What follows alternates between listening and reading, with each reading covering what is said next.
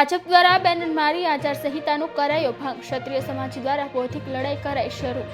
રાજકોટમાં અનેક જગ્યાએ ભારતીય જનતા પાર્ટી દ્વારા આચારસંહિતાનો ભંગ કરીને બેનરો લગાવવામાં આવતા ક્ષત્રિય સમાજ દ્વારા ઓનલાઈન ફરિયાદ દાખલ કરી ગેરકાયદેસર લગાવેલા બેનરો દૂર કરાવાયા. સાથે જાગૃત નાગરિકે નિવેદન કર્યું છે કે તંત્રએ મંજૂરી આપી છે કે નહીં તેનો જવાબ અધિકારીઓ આપતા નથી.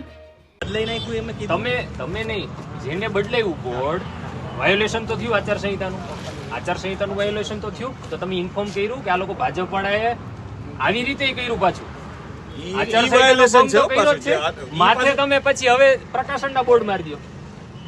એટલે તમે વહીવટી તંત્ર ભાજપ પ્રોટેક્ટ કરવા માટે છે. અને આ તો તમારે પ્રોએક્ટિવ કામ કરવાનું છે, અમારે કરવાનું છે. નાગરિક તરીકે અમે કરીએ છીએ, તમને સપોર્ટ નથી મળતો. ઓલી ઓફિસમાં જાઓ, ઓલી ઓફિસમાં જાઓ, ઓલી ઓફિસમાં જાઓ. 9:30 થી અમે બધી ઓફિસોમાં તમારી કમ્પ્લેન કરીએ છીએ, જવાબ નથી દેતા. સ્ટાફ નથી, બોર્ડ ઉતારવા માટે, ચડાવવા માટે સ્ટાફ છે. પાછો ભાજપ માટે સ્ટાફ છે, ભાજપના બોર્ડ ચડી જાય. ઉતારવા માટે સ્ટાફ નથી વહીવટી તંત્ર પાસે. ગજબ સિસ્ટમ છે. સેક્શન 127 એ પ્રમાણે જે કોઈ હોર્ડિંગ, પેમ્પલેટ, બોર્ડિંગ જે લાગ્યા હોય એમાં એ લોકોએ પ્રકાશક અને એનું વિગતો બધી દર્શાવવી જરૂરી છે, ફરજિયાત છે, જે આદર્શ આચારસંહિતાના નિયમો પ્રમાણે. એટલે મારા દ્વારા આખા રાજકોટમાં જે વિશાળકાય હોર્ડિંગ બેનરો લાગ્યા હતા એ બાબતે મેં સી વિજિલન્સમાં ફરિયાદ કરી હતી. ફરિયાદ કરી એમાં બહુ આશ્ચર્યજનક જવાબ આપ્યો વહીવટીતંત્રએ કે ભાઈ આ જે છે બોર્ડ ઉતારવાની કાર્યવાહી જે છે એ કોર્પોરેશન તરફથી કરવામાં આવશે. આવું મને રાત્રે જવાબ આપ્યો, પણ સ્ટીલ બોર્ડ ઉતર્યું નહીં સવાર સુધી. એટલે હું વહીવટીતંત્રમાં સવારે ગયો કે ભાઈ આવી રીતે છે, બોર્ડ ઉતારવાની કામગીરી હતી. તો કે અમે કોર્પોરેશનને સોંપ્યું છે, કોર્પોરેશન એ બાબતે કાર્યવાહી કરી રહી છે. હવે સરપ્રાઇઝ એ થઈ છે કે જે ફરિયાદ મેં ફર્સ્ટ કરી હતી એ ફરિયાદ જે બેનર હતું એ બેનર અત્યારે બદલાઈ ગયું છે. ઇટ મીન્સ વાયોલેશન થયું છે, વહીવટીતંત્રને ખ્યાલ છે, પણ ભાજપની પ્રેરિત હાલ અત્યારે કામ કરી રહ્યું છે. એટલે આમાં આદર્શ આચારસંહિતા કેમ કહી શકાય? હવે આવી રીતે વહીવટીતંત્ર જો ભાજપને સપોર્ટ કરવાનું હોય તો પછી જાહેર કરી દે.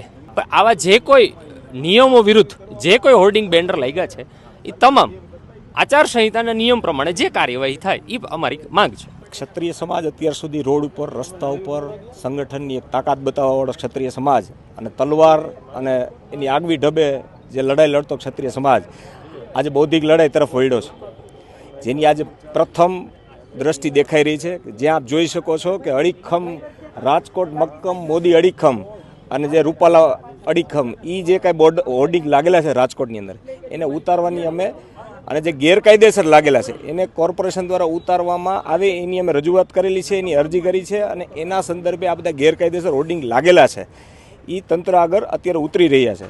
અને આ અમારી ક્ષત્રિયોની બૌદ્ધિક લડાઈ શરૂ થઈ એટલે જે લોકોને સમજવાનું છે એ લોકો સમજે કે ક્ષત્રિયો ખાલી રોડ રસ્તા ઉપર આવી અને તોફાન કરશે, આ કરશે, પણ આ તંત્રને પણ ધ્યાન રહેવાનું કે જે તંત્ર અત્યારે એક બીજેપીના ઈશારા ઉપર ચાલતું તંત્ર હોય એવું દેખાય છે. આપે આગળનું એક હોર્ડિંગ જોયું. આ 100% અત્યારની પહેલી દ્રષ્ટિએ અમે સવારે 9:30 થી કલેક્ટર ઓફિસે છીએ. કલેક્ટર ઓફિસેથી અત્યાર સુધી અમને એક પણ જવાબ દેવામાં આવ્યો નથી.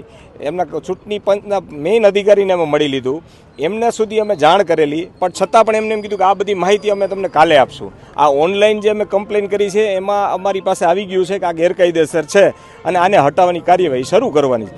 એટલે તંત્ર આજે હટાવવાની જે પ્રવૃત્તિ છે એ રોકવાને બદલે બીજેપીને ફેવર થાય એ રીતનું કામ કરી રહી છે. જ્યારે રાજકોટ મહાનગરપાલિકા કે જે સરકારની એજન્સી છે એ ભાજપના હોર્ડિંગ માટેની હેરાનગતિ ભોગવી રહી છે.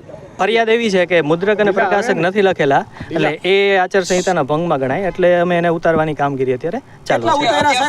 અત્યાર સુધીમાં ફરિયાદ અન્વયે 2 તો સોલ્યુશન થઈ ગયું છે. અત્યારે 3 ઓલરેડી ચાલુ જ છે. ટીમ પણ અમારી આવી જ ગઈ છે. અત્યારે તો 3-4 આઈડેન્ટિફાય થયા છે. જેટલા અમે આઈડેન્ટિફાય કરશું એ બધામાં સેમ પ્રોસિજર કરી અને એલિમિનેટ.